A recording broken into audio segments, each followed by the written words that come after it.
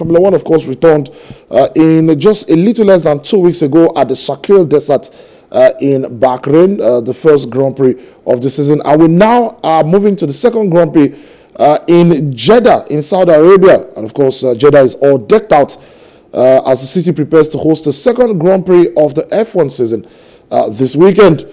The Saudi Arabian Grand Prix will begin with practice sessions on Friday, followed by qualifying on Saturday and the race on Sunday. The first Grand Prix of the season in Bahrain was won by defending champion Max Verstappen of Red Bull.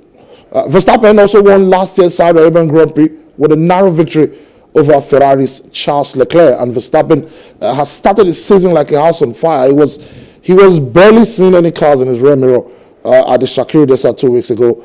And I mean, everybody on the circuit to be hoping that it doesn't remain the same going into this race. Like I said, last year Charles Leclerc was hot on his heels in Jeddah. Jeddah is a very long circuit. It's almost round, almost oblong a little bit, but it is extremely long, and it's going to take a lot of toll on the tires. There has to be a lot of fuel management from the drivers. So whoever gets their strategy right in terms of which compound they start off with in terms of the tires could have an upper hand between these drivers. But when you see the practice sessions, when we do that, then we would have an idea of what it is we could expect. For instance, in Bahrain, from the practice sessions in Bahrain 2 weeks before the race, it was sort of clear that the Aston Martin were coming into that race one of the favorites. And of course, we did see Fernando Alonso finishing in fourth. We saw Lance Stroll, his partner who had suffered an accident, finished in sixth in Bahrain. So coming into this race, it will be very interesting to see how Aston Martin prepare themselves to come and compete.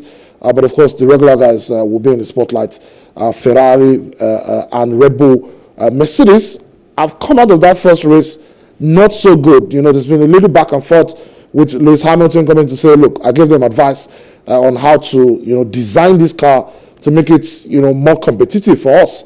And of course, we saw in that race that the Mercedes just slightly couldn't match up with what Red Bull and Ferrari, and of course, the Aston Martin had to offer on the day. Let's say it pans out in Jeddah as the Grand Prix moves to Saudi Arabia this weekend.